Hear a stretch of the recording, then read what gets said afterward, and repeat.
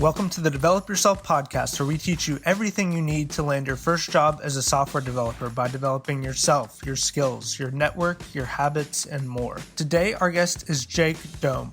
Jake is a web developer and serves as development lead at Steadfast Design Firm. Jake also organizes local meetups, works on open source projects, and is actively involved with speaking at and organizing conferences. In this conversation, Jake and I talk about how he got into web development at 14, his learning journey, how to become a craftsman, the benefits of public speaking, and many other things. This was a great conversation, and I know you'll enjoy it. So without further ado, here is my conversation with Jake Dohm. Jake, welcome to the Develop Yourself podcast. Hey, thanks so much for having me. Yeah, man, absolutely. So I know who you are. We've known each other for several years now, but I'm curious if you might mind introducing yourself for those of our listeners that might not be familiar with who you are. Yeah, I'd love to. So I am a web developer. Well, we'll get into that, but I actually manage a team of web developers now. So I'm a development lead at a small agency in North Carolina, and have been in the web space for 12 years now. And hanging out here in North Carolina near you. So we hang out sometimes, not as much as we should, but. Yep. Yeah, we were just saying it's been quite a while since we've actually seen each other in person. Yeah. But yeah, hopefully we'll change that soon. Getting a little bit kind of more into it. So you said you've been doing this 12 years. You're leading a team now. You're like way younger, I think, than most people might assume. And so I'm curious if you might mind explaining your story and kind of how you got into this in the first place. Yeah, I'd love to. I did a talk at a conference like 2 years ago or something where I was kind of like live coding some stuff, and so I was like showing how to make an object. It was like for a view reactivity talk, and so I was like making a Jake object, and so I was putting like like my gender and like my name and my middle name and then like how old, and I was trying to think of something else to put in there, and someone out in the crowd who knew me and was trolling me was like, put how old you are. And at the time I was 19, and I had everyone in the crowd guess like how old I was, and the median age was probably like 35. Like some people thought I was mid 40s. It was so funny. So yeah. I'm 22 now. I got started coding when I was 8. So I always like just was on computers growing up. I was always like playing computer games and stuff. And a guy who I went to church with put on like an HTML class. And like looking back, like it was like super basic. Like it was back when everyone still like capitalized like HTML tags and stuff, like back in like the old days. And or some people wouldn't think of those as the old days because they've been doing it for 40 years, and that would be new tech for them. But for me, like looking back now, 10 years later, that's like the old days of development for me. And so I just kind of got into it that way. Loved it. Wasn't super like dedicated to it. Like I remember like other people were doing my homework a lot. I don't know how I made it through it. Honestly, it wasn't like a class for like you could fail out, but I remember like just enjoying the tinkering and stuff like that, and kind of getting into like, oh, I can build stuff that I wasn't able to yesterday, like that crazy powerful feeling that coding gives you.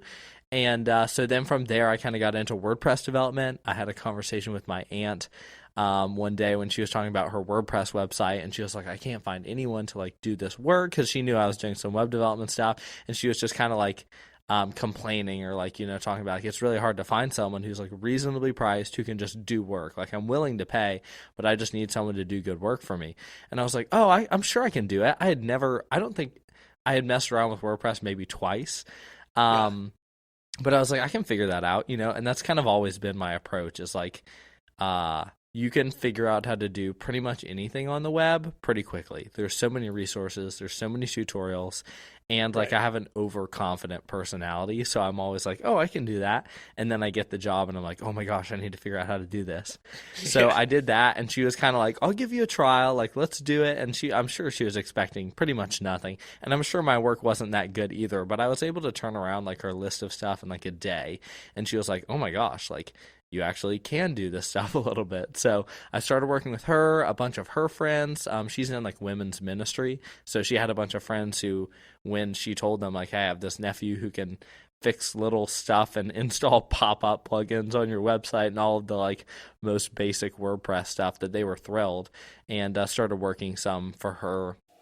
And then kind of my serious career started at 16. At 16, a friend from church asked me to intern for his company, and that's actually, we'll get into it, but full circle, that's the company I'm back working at now. Haven't worked there the whole time, but I'm back, and interned with him, and they knew what level my skills were at, which were very much like tinkering skills, which I don't look down on at all. Like, that's a great way into the industry. So a lot you mean of people, like just like tweak this tag, install this new theme, kind of like just exactly. like little stuff? Yeah, if you would have asked me like, hey, build a WordPress theme from the ground up, I would have been like, I don't know like what you're talking about. Like, I would have had no idea how to do that. But when you said, hey, I have a site and I want this button to be red and smaller and it's blue and big, I can do that type of stuff, I could figure that out. So I think that's kind of the gap between the tinkering skills that kind of like can figure out little stuff and really knowing how to create and kind of craftsmanship. And but like I said, I don't look down on that at all. It's a great path into the industry for a ton of people, because you can start making money, and not serious money, but some money, and you can start getting into the industry in any way. Some people go the more maybe traditional route, or the route people would like be more that sounds better, which is like learning the craftsmanship, learning HTML, every tag, and accessibility, and then JavaScript the right way, like without frameworks, knowing everything about JavaScript, and CSS the right way before you use Tailwind. Like, that is some people's path in the industry, and it probably puts you as a better developer sooner. But that's not everyone's path, and I think I'm really glad for my path. It fits my personality. I want to get stuff done. The reason I love the web and I love what I do is because coding gives me superpowers. It allows me to accomplish stuff. So I love clean code. I do. Like, when I see some good refactors from like a 10-line thing to a 2-line thing, or like a nice reduce or a nice whatever, I geek out on that stuff. But the reason I love code isn't necessarily for what it is as much as what it does. And so I think that's why that kind of path in appealed to me. Yeah, that makes a lot of sense. I think you mentioned craftsmanship a few times. So I've worked with people that just love being in the code, and for them it's kind of like you said, like geeking out on a good refactor. Look at this tech, like I'm just playing with new tech because I love it. And for me, it sounds like maybe for you as well. For me, it's kind of more like I do love it, but it's a means to an end. The end, like you said, is creating and solving real problems, not just like doing it for its own sake. And maybe that hurts me at points, but I'm definitely more on the page of like, this is an amazing tool to get things done, and I'm using it as such. I think the world needs both of those people and more. I think that there are more theoretical people who have like the computer science background, and they could just geek out about not even code, about like the ideas behind code. I like that stuff. I'm interested by it, but it's not necessarily the way I'm bent. And I think the world needs all those people. I think also people go through different phases. I've had phases of my life where I was way more interested in the new tech and trying out new stuff, whereas right now I'm more interested in making my team succeed. And so I think it depends on what stage of life you're in, what stage of your career you're in. And I think some of it's personality, and then some of it's just where you're at right now. Some of it's how burnt out you are. Some people were crazy excited about code, and they're so burnt out they just want to close their tickets and be with their family, or go on a walk and hang out with their dog. And so I think you can't necessarily even box it into specific personality types, because I know I have been way more or way less excited about those type things, even just in my life in the past 5 years. Yeah, that's a really good point. I think now that you mention that, I can see that in myself as well, where definitely towards the beginning, I was like, oh yeah, I'm gonna like be doing all these algorithm sites to level up my skills and trying new technology and stuff. And then at a certain point, I was like, I like other parts of life too, and I'm not going to spend all my free time doing code stuff. Yeah. So yeah, makes a lot of Yeah. sense. Cool. So what happened after that internship, or, what happened during the internship that led to all the things that came after? Yeah. So the internship was really neat. I got to work with a team that understood what level my skills were at and were willing to put in the work on with me to level me up to where they needed me to be able to work with them. And so I worked with a guy, his name was Rob, and he was a fantastic teacher. And he was one of those like just dedicated detail people, and so he was one of the best people in the world to learn, like especially HTML CSS fundamentals from, because he knew how every single thing worked, and he wouldn't let me get away with kind of cheating it, which was my bent. And so I think having him, who was kind of bent towards the other way, was both at times a little frustrating for me. It's like, Rob, why can't I just use a div, like I'm not going to use the author element or the date time element. Like I just want it to say February 10th, like, and Right. so having someone who was kind of bent the other way, who was willing to work with me when I wanted to just do things kind of the not maybe not the easy way, but the fastest route possible, and Hmm. realizing the value and putting in the work to really understand things and how that knowledge paid off for him was really, really helpful for me. Yeah, that's Um, huge. Yeah, so that was kind of the start of that. I would say I was probably in that kind of internship apprentice role for about a year. I was still in high school. I was homeschooled, so I was in my junior year when I started with them. So I was working 25 hours a week, which was a lot with my school load, especially my junior year. It was a lot easier my senior year because senior years are generally a little bit lighter. And so Hmm. during my senior year when I was 17, and then 18, I moved up to pretty much full time, and I wasn't really an apprentice anymore. So Rob was a designer dev hybrid, and I worked with him on a lot of stuff. So, but he got pulled more into the design world and had to do a lot more on that front. So I kind of became the solo developer, which was good for me. It allowed me a lot of freedom. It allowed me to learn a lot of stuff and kind of take ownership of that. But at the same time, I felt like I was 17 years old, and I felt like I was the smartest person in the room on dev stuff after learning a ton from Rob, and then kind of going past that and learning Vue, which I brought to the company, learning like a lot of best practices like using Git, and we really modernized a lot of our stack, which was really cool. But I felt like it was too early to be the youngest or the smartest guy in the room at 17, 18 years old. And I don't Hmm. say that in like a proud way I was the smartest guy in the room, because I wasn't that good. I was just good for the place that I was in, and I didn't have people that I thought could truly push me further than that. And so that's Yeah. the main reason I decided to look for something else. And at that point, I moved to another agency that did just development work. So that was a little bit different, because the designs are coming from a team that we didn't have control over. So that's a very kind of different process, than being able to have some input in the creative process and make sure that what we get is actually well thought out and is going to be something that we can develop without having to change a lot. Um, and that was kind of a different experience.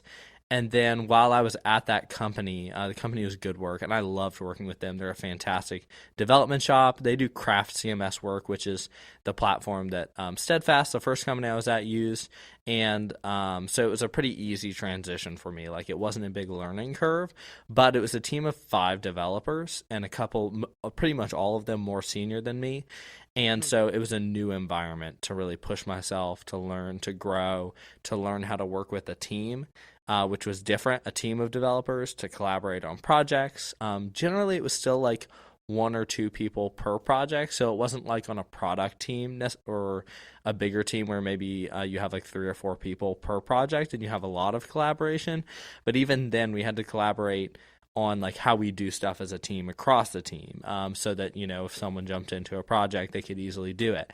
How do we do documentation? What are our best practices? What are our setup for a project to make that easy, and so it's not taking a ton of time. So that's where I kind of started to get insight into what teams need to be successful, and a little bit more than just kind of solo dev slinging code, and that was super valuable for me. um, yeah, so that was awesome. I started to want to do kind of more on that front and step into a development lead role, and it didn't materialize at Good Work for a bunch of reasons. And so I decided it was kind of time. I was looking for the chance to go do some of that type stuff. And this is kind of an interesting part of my story, there were two things going on in my head when I left Good Work.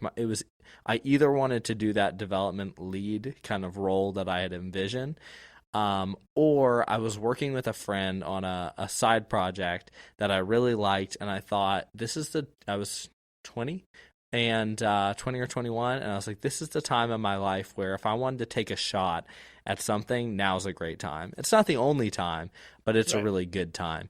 Yeah. And so I kind of I didn't want to go full time and not have any money and burn savings. So what I did was I reached back out to my boss at my first job, Steadfast, and told him, hey, if you're looking for anything, I think this is actually after I left, but because I knew I could line up freelance work. But I reached out and said, hey, if you're looking for someone, I'm going to have half-time capacity open while I work on this project half-time, the startup kind of idea that we were working on, which I'll talk a little bit about if we want to. But the other half of my time, I just wanted to make enough money to live on and to do some good work to also continue to push myself and grow my skills. That didn't really work out for a lot of reasons, but that was kind of the plan at the time. So that's why I left Good Work and kind of ventured out on my own. Got it. Yeah. So super interesting. There's so many things to talk about. Maybe we'll circle back around. I'm like so interested in homeschooling now, which didn't used to be the case, but I think the pandemic has kind of forced a lot of people to think harder about it because a lot of people were effectively homeschooling after the pandemic struck, but we'll leave that for a second.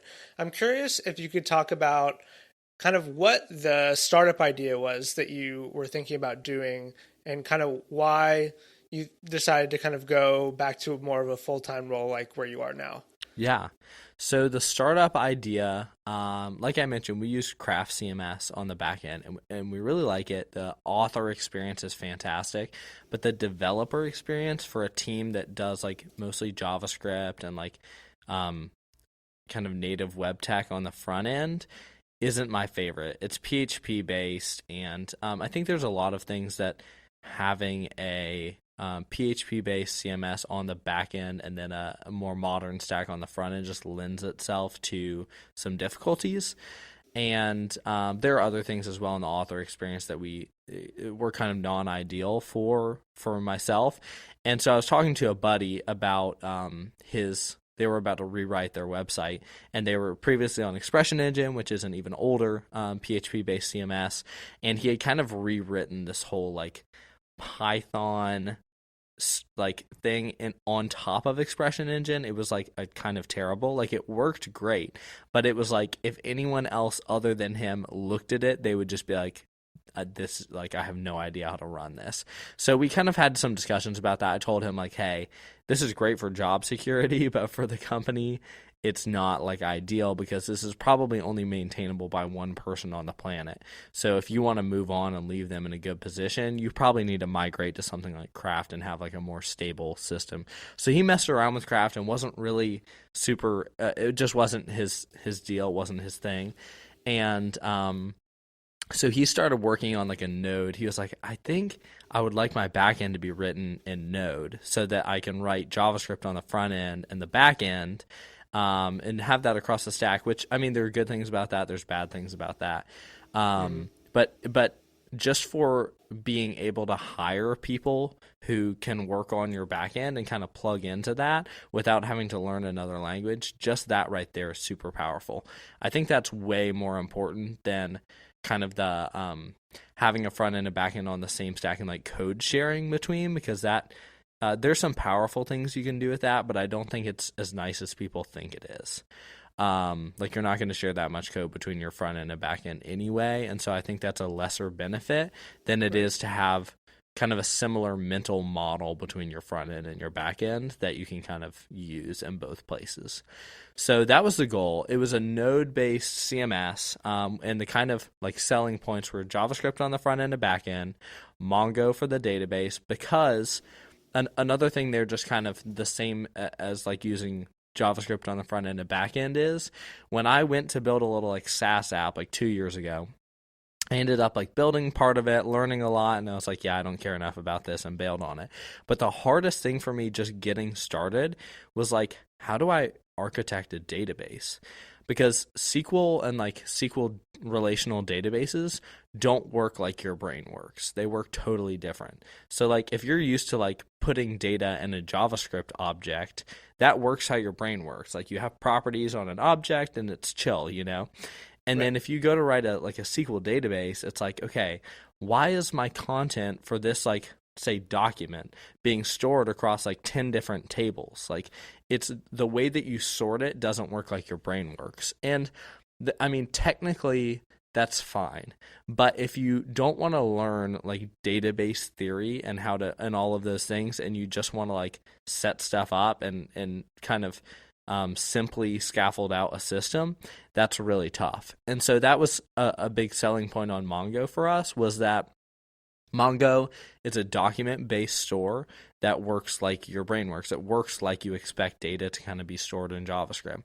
Now there's, again, good things and bad things. Like there's trade-offs. Like the way that you do that means that relationships are a little bit more difficult, less performant, and obviously for like a CMS, which is very relational, that's a problem you have to solve. So not all of that was roses, but we decided on that trade-off just because what we were trying to solve was like the developer experience. That was kind of our guiding light, was like for us as mostly front-end developers, but with enough back-end experience that we're not like just kind of stumbling around in the dark. Like it's not like we have no concept of how backends work, how servers work, how data should be stored, what you should and shouldn't store. Like we're not total noobs to that, but we're also not like backend database people. So we were kind of building for ourselves, and the guiding light was like, how would we want this to work?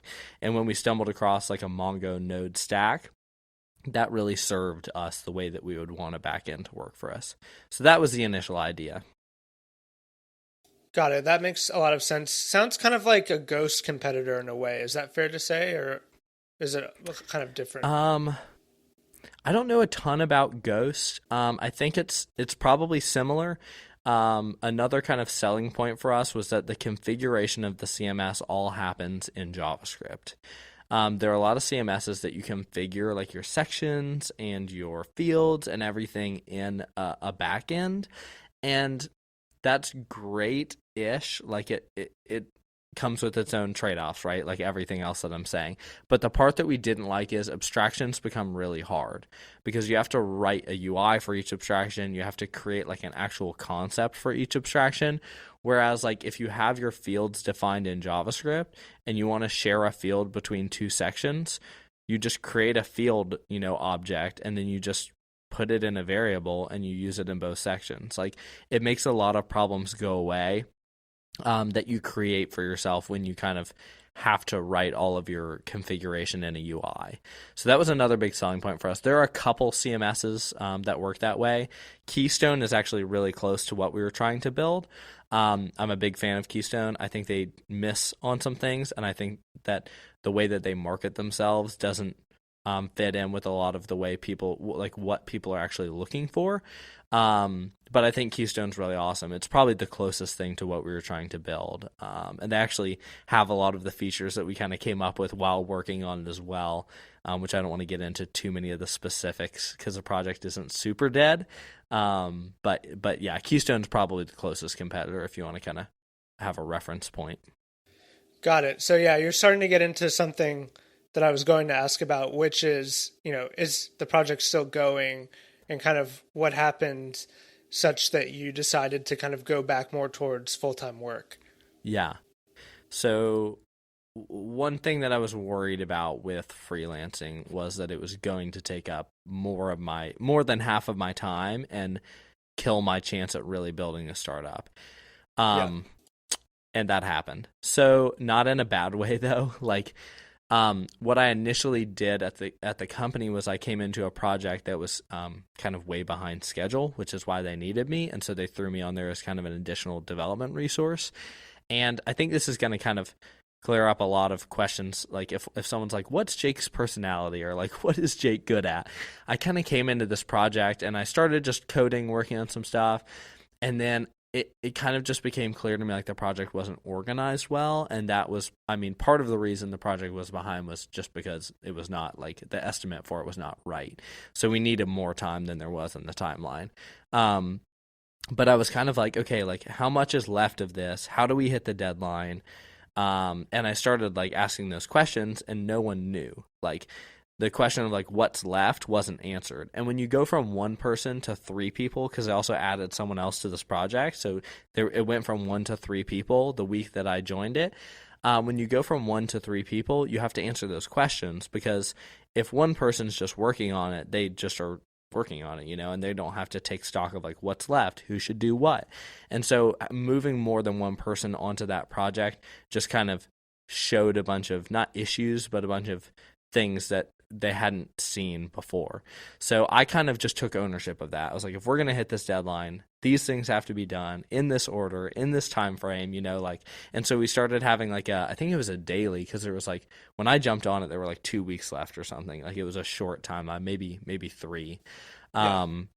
But it was a short time. And so we started having like a daily update call, and I started setting deadlines for stuff like, hey, this is all the stuff that's left. If we're going to hit the deadline, then, with say 10 days left, then 1/10 of the work needs to be done by our call tomorrow morning. So these 3 things need to be done. And then the next day, these 4 things need to be done. And by the end of the week, these 3 sections need to be done. And that's just kind of how I am by nature. Like, I don't function in a disorganized environment. I get like, just, I kind of freeze. Like, if I don't know what I'm working on, what everyone else is working on, and how it's going to plug in, then that's not an environment in which I can do my best work. And so I kind of just did it for myself. And then we started having conversations of like, hey, this is helpful. Like, I think our team needs this. And so it was a team that had gone from 1 developer as a company, because they replaced me when I left, but they hadn't hired more people for a while because they didn't have enough web work. They went from 1 to 3, and they had 3 on the team without me when I kind of joined as a freelancer very quickly. And so they just hadn't solved those organizational problems yet. And I really liked solving them. Like, I super thrived on that project, even though it was crazy. And there were probably 3 all-nighters over those 2 weeks. And so it was like kind of an insane project, but I really enjoyed it. And I realized that like that is an area of strength that I have, is kind of seeing where those organizational issues lie and helping solve them. And the company realized that as well. So kind of in working through that project, and then one project after that, we started to have the discussion of, hey, we need this, and so we would like it to be you. I was a good fit for the team because I had worked there already. I knew their company culture. I knew the owner and a lot of the team members already, so it was just kind of a natural fit. But I knew that that type of work wasn't something that I could kind of half do.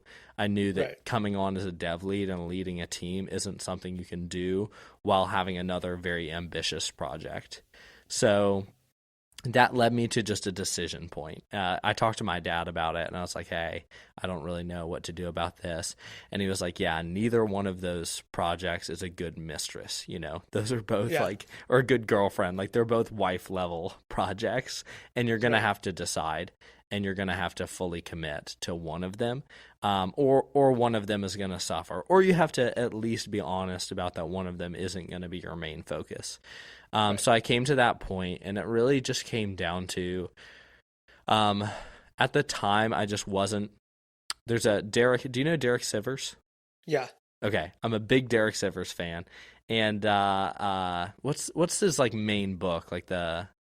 I feel like you're going in the direction. Okay, yeah, I thought you were going to go towards the like other life advice one, but okay, yeah. I think that might be the quote I'm about to use. He may have a book about this, but in Anything You Want, he talks about this concept. If it's not a hell yeah, it's a no. Yeah, and exactly. The project for me at that point just wasn't. It wasn't a hell yeah, and I wish that it was. Honestly, I think it would have been a really fun journey for me, and I think at some point it may pop back up, or a similar journey may pop back up, but it just for whatever reason I couldn't wrap my brain around it being my number one main focus, and I knew how hard it was going to be, and I knew that something at that level I couldn't commit to unless I was incredibly dedicated to it, because it wasn't going to be easy. If I thought it was going to be easy, then I would have been like, sure, I'll do it, but it was Right. going to Or be you probably wouldn't incredibly have quit your hard. job. Yeah. Right. Yeah. Yeah. And so, with a very full market of headless CMSs, with Keystone doing something very similar, I think what we had was better. I think it would have helped a lot of people. And even talking about it makes me want to go back to working on it, because I think it would have been an incredible product. I think we could have found the market fit and done really well with it. I think monetizing it would have been incredibly hard.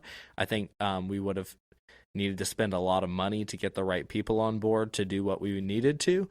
And all of those were just problems that are solvable if you're 110% in, and I just wasn't. So, and I loved working with Steadfast. I love the team that I get to work with now. I love leading a team. I love being a development lead, working on some of the business things that I get to.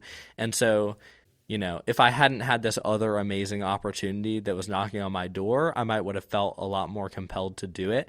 But I was kind of torn between two amazing opportunities, which is a great problem to have. And I chose to go I sold out and went back to an agency. So, and I'm loving it. I think I made the right decision. So the project isn't dead. We're working on it kind of slowly. The company that my friend who I was partnering on it with, it was kind of, should probably clarify, it was probably a little bit more his idea than mine. We worked on it a lot together at the beginning, and so pretty much all of the ideas at this point are a collaboration of, his and mine. So you probably couldn't split like this was mine, this was his, but it was kind of his original idea to like take this and build it and make something really great out of it. So he's continuing to work on it. The company he works for full time is actually using it. As I mentioned, like he was building it for them. And so he's continuing to get to work on it, which is really neat.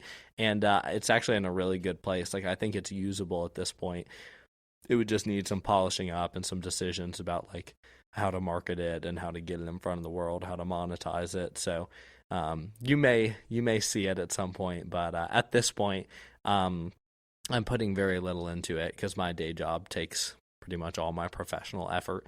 And like we talked about earlier, like my job isn't everything I do, and I'm pretty happy to have some fun things I do as well and some hobbies outside of work. And so when my day job takes up my 40 hours, there's not a lot left over. There's plenty left over, but I don't dedicate it to that right now. So, yeah, that makes sense. And it sounds like things kind of worked out. Like the reason you left in part was because you wanted dev lead work and it wasn't coming, and then it ended up happening. So, like you said, good position to be in where you're picking between two cool opportunities. Right. So, definitely don't consider it selling out, but it's cool that the CMS is like actually being used in the wild. I think that's a strong signal for having something that could actually make money at some point. So that's pretty cool. Yeah, every time he tells me about like a new feature he built in it in like 10 minutes, like, hey, this would have taken me like a day before and I built it in an hour. I'm just like, oh my gosh, like, it's still such a cool idea.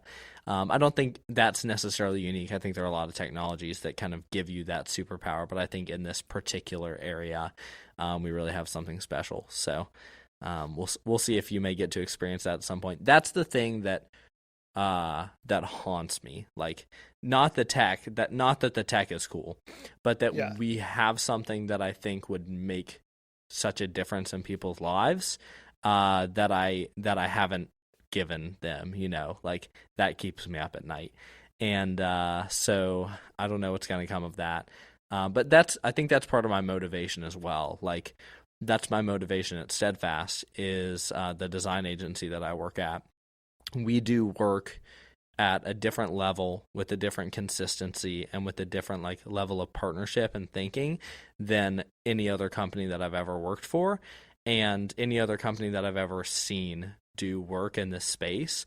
And that probably sounds like stupid because I know there are a lot of other companies that do great work, but I truly believe that we have something special and something unique to offer that really helps people. I know a lot of other companies help people as well, and I'm not discounting what they do, but I personally feel like what we do lines up so well with who I am that I want other people and more people to be able to experience that in a better way with more consistent results.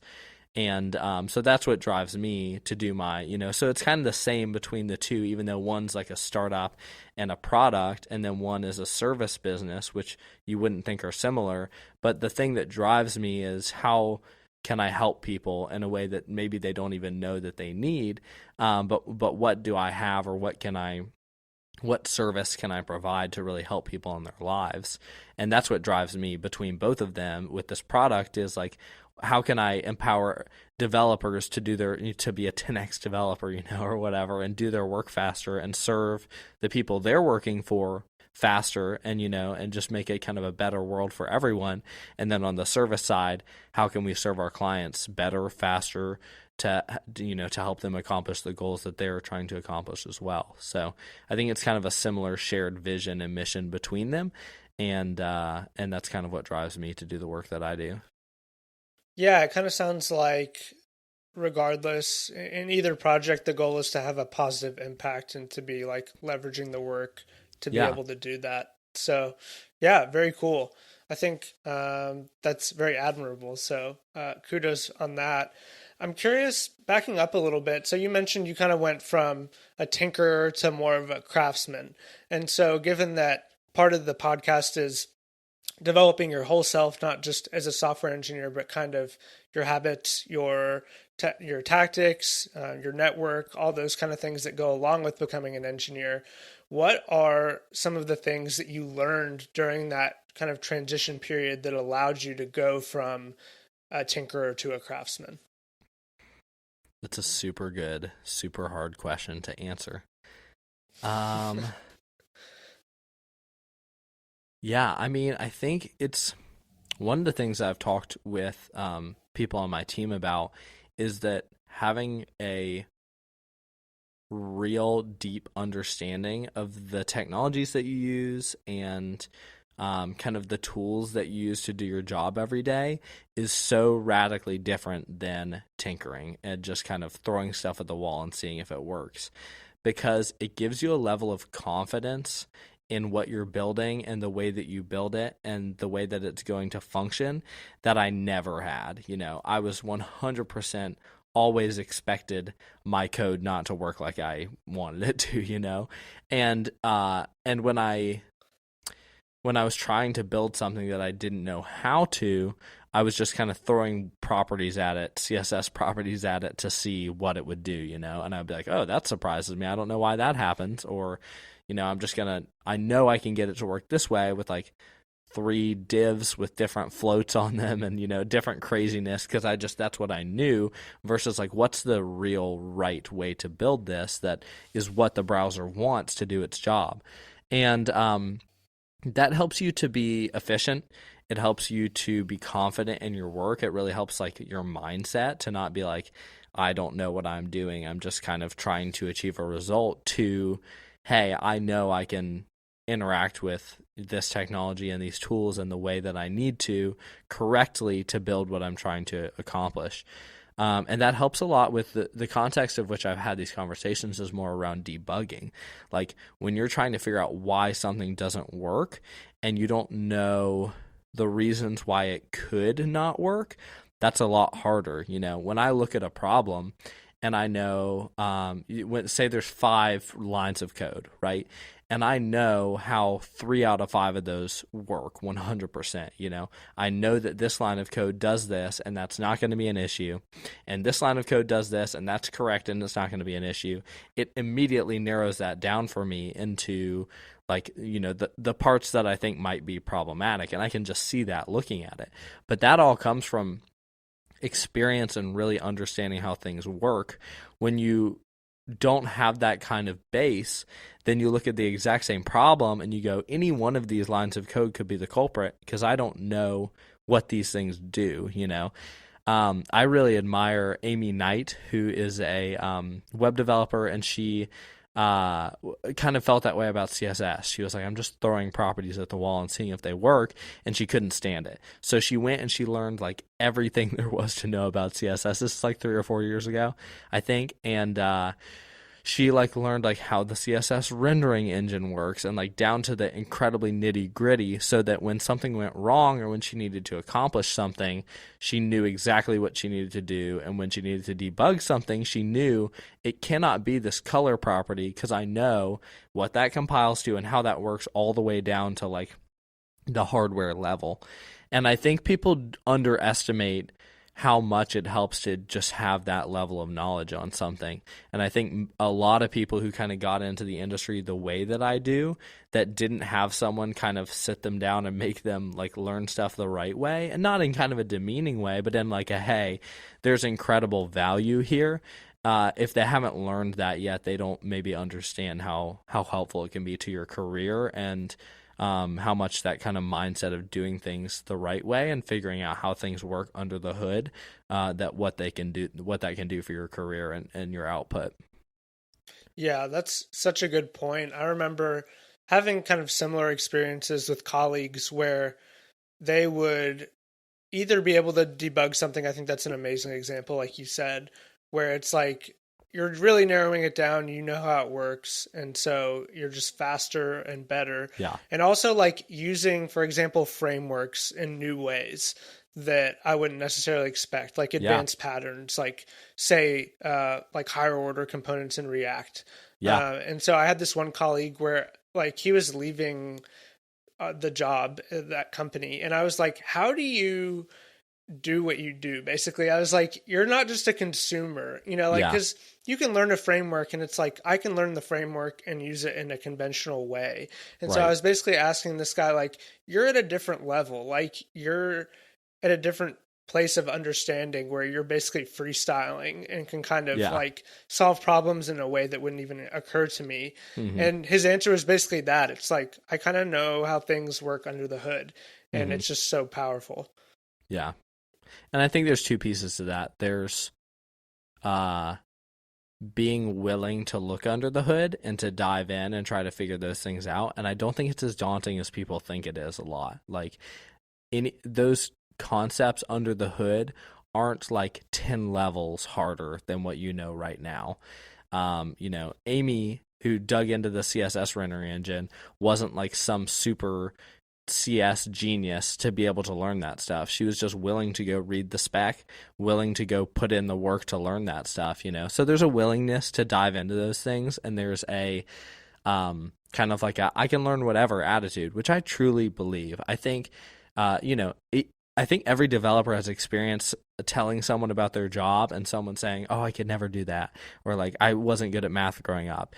And I think you've experienced the fact that like you were the same way. Like, we're not special, crazy, super brain people. We're just people who happen to learn these skills, and and that I think we're gifted with a certain way of thinking that makes us enjoy it. Not everyone enjoys it, but a lot of people, So I'm not saying it's going to be everyone's favorite thing in the world to do, or that everyone's brain is wired to be a developer or an engineer.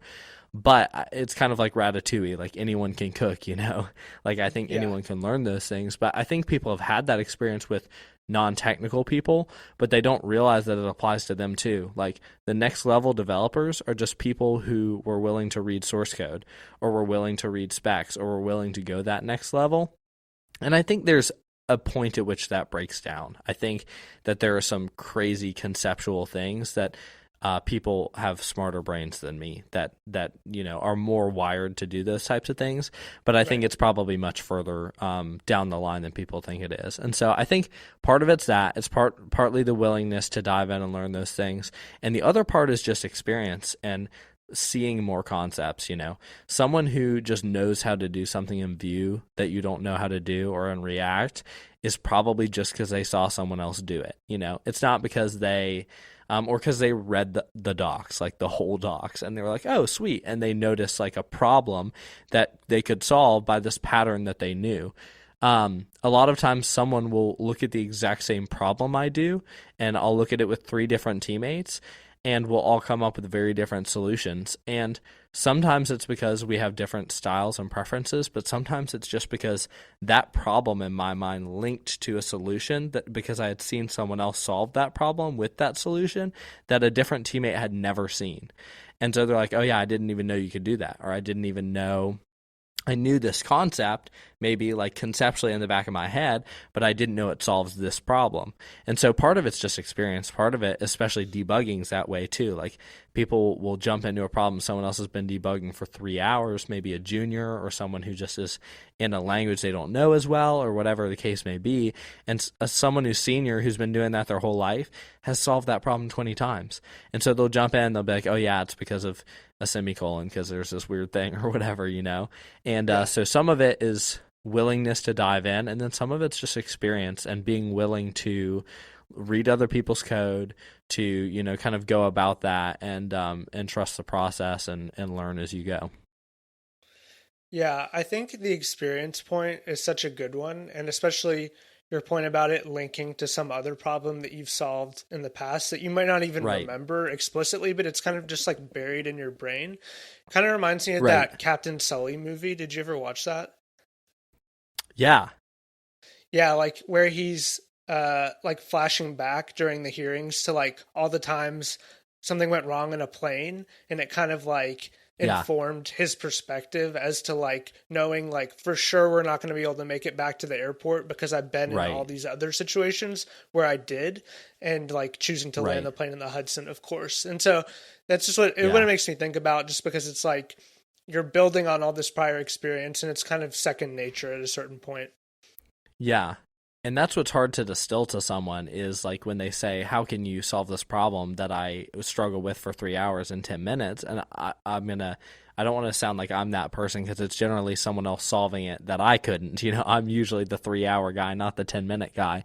But it's hard or impossible for someone to distill that to you, other than, walking them through, hey, here was kind of my thought process, like this is the issue, it definitely has to do with this thing, and so because that's kind of the problem, I've seen that solved in these couple different ways, and I picked this solution because these other solutions maybe introduce their own problems or they don't fit the scenario as well. So I think you can help. The best thing you can do as a senior person is to help people understand how you think about problems more than how to solve them.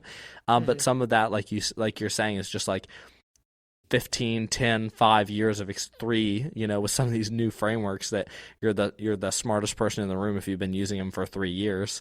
Like it's just like 15 different experiences in debugging that you can't communicate to someone kind of how you got there. So it's kind of frustrating to new people that like it's intangible and I can't tell them why I know how to solve that problem, but they just have to kind of get there on their own sometimes. So I think the thing you can do is help explain your thinking, and then you're kind of like, all right, now learn that thinking on your own, Yeah, that's a really good point. It's like high level problem solving strategy and less like the details of whatever the particular problem is, because those are going to change all the time.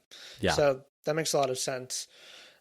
Cool. Well, I wanted to make sure that we touched on speaking, because you are someone, it seemed like after we first met, I saw you at meetups all the time. You were usually speaking. You've spoken at huge conferences in front of thousands of people. And I feel like I'm always trying to talk to people about the benefits of speaking at meetups, and most people kind of don't take me up on it. But I was just wondering if you could tell a little bit about, I guess, number one, how you got into it, and number two, some of the benefits that have come to you due to having spoken at meetups and conferences. Yeah. So I went to All Things Open in 2017, which is a conference here in Raleigh. It's probably like 3,500 people there that year. It's about 5,000 people now. And I saw Tracy Lee, who it's her birthday when we're recording this today, by the way. Happy birthday, Tracy. I saw her speak about React Native, and I thought it was just a great talk. It was super cool. I never heard about React Native, and I hadn't ever realized that there was really a development community. Like, I didn't know that was a thing more than like online, like WordPress forums and stuff like that. I didn't really have a great sense of how crazy and incredible the web community is and the development and technology community in general. And so I was at a co-working space, and they had flyers for All Things Open. So I picked one up, and it was like $10 to go. And I was like, hey boss, can I go to this conference and have a day off for it? And he's like, sure. So I go, I saw Tracy speak, and I went up and talked to her afterwards, and I just wanted to thank her for her talk, and she said something about being from Cary, and I was like, whoa, this main stage speaker is from my backyard. That's so cool. And she was like, yeah, you should come to the meetup. They're like a lot like this. It's like tech talks and it's cool. And I was like, they have this like outside of this big conference that is, like at the time I thought it was a crazy amount of money or whatever. And so I was just thrilled by that. And so I got on the meetup list, and like a week later, she sent out an email to the whole meetup group that was like, hey, we're looking for speakers for our next meetup. Would you like to speak? And so I DM'd her on Twitter, and I was like, hey, I've like never spoken before. I don't even know what that means, but I think I've been using Tailwind a lot recently, and I think it's pretty cool, and I'd like to tell people about it maybe. And she was like, and I was fully expecting a no, like, telling someone, hey, that I just saw give a killer talk at a conference, hey, I've never spoken before and I don't even know how, can I come speak at your meetup? I just expected it to be a no, and so I kind of forgot about it. She messaged me back later and she's like, sure, like, okay, see you next week.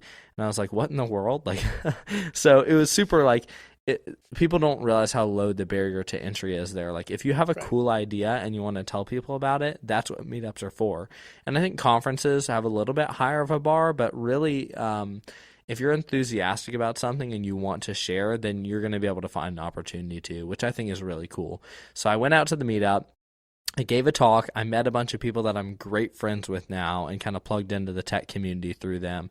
And it was so much fun. I was incredibly nervous. I'm kind of I'm a people person. I like being in front of people. And so I didn't have like a super dread or anxiety or anything like that, but I was kind of underprepared, honestly. Like, I wrote the speech like that day, and I've been thinking about it a lot, but I wrote all my slides like on the way over to the meetup practically.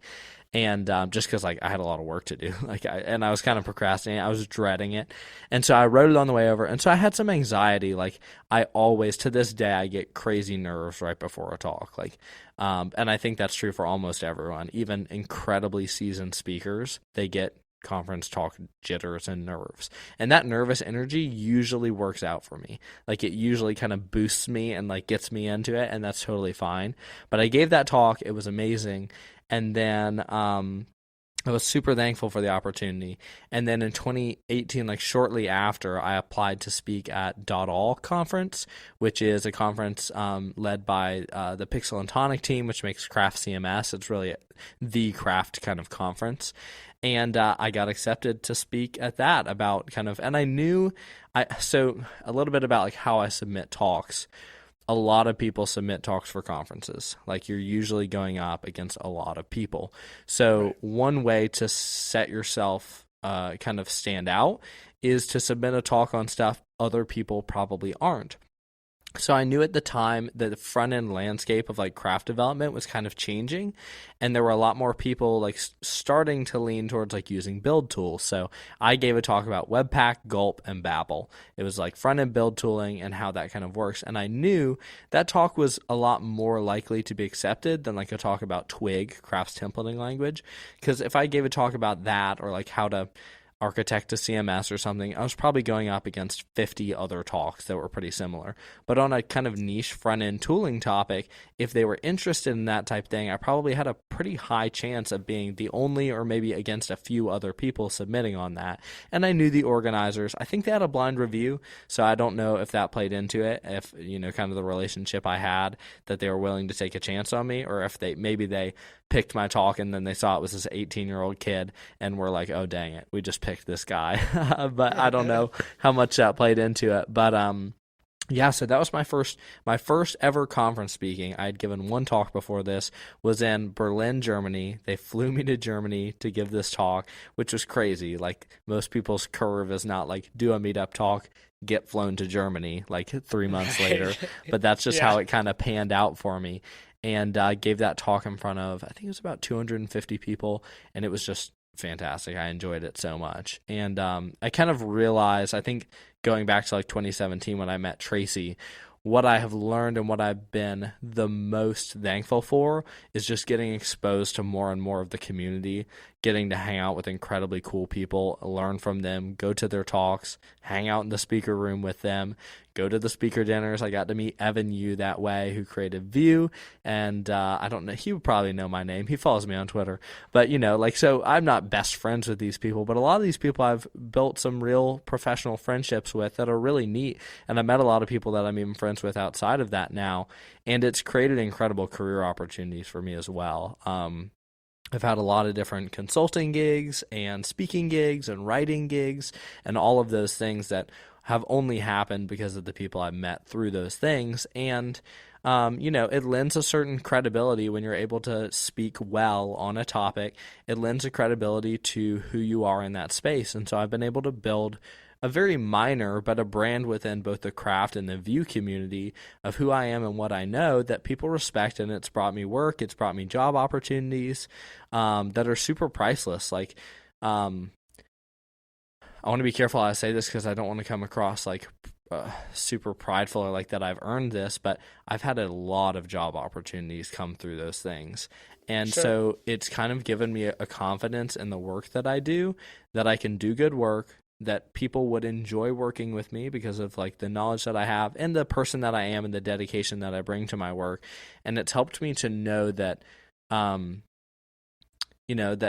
don't have to think about like interviewing a lot and developing interview Right. skills and some of those things that a lot of people are concerned about for their next role, because I have a lot of just word of mouth. Like I'm turning down offers because I love where I work, but if I at some point wanted to move on and do the next thing, it's incredibly priceless. And especially in a job market like it is now, where the interviewing and like development interviewing is just so hard. The things you need to know if you want to go work at Facebook or, insert big corporation here, or even smaller companies that kind of interview in similar ways. And even as now, like I've gotten the chance to be a part of some hiring processes, I've realized how incredibly hard it is to evaluate people, So if I love hiring people that I know because I know the level of work they do. I know the caliber of person that they are, and that I would be excited to work with them. And anytime I have that opportunity, I'm going to take it over trying to hire from a pool of, nameless, faceless people. Sometimes that's the best way to do it. Sometimes you get better candidates, more qualified candidates that way. And sometimes a lot of times it is worth doing, but it's an incredibly hard process. And so knowing people and having kind of a face and name recognition in a community is probably the most valuable thing you could ever do for your career, if you're willing to do it and if it kind of lends itself to who you are and the personality that you have. Yeah, that's so huge. And that's kind of what I'm always trying to tell people is, number one, like you said, the bar is pretty low. And because so few people are actually willing to speak, number one, the bar's low because of that, but also people just assume that the people who are speaking are geniuses. And so even if you don't really know what you're talking about, or you're just like not a super deep expert, but you give a solid talk, people just assume like, well, this person clearly knows what they're doing. And so it kind of lends you, like you said, this authority. And like you said, all these opportunities, come from it meeting people that are big in the community and all this other stuff. And so I'm always telling people like, go speak. It's only upside. And even if you bomb, it's like, to me, that's neutral. And so, I think you make great points. You're a great case study for why I'm always telling people like, go talk at meetups, go to meetups. Not that that's been super possible in the past 2 years, but before then I was like always beating the drum so loudly at work. I know for me, like every time I've gotten a promotion, it's been during a year where I was giving either a conference or a meetup talk and people at work knew about it.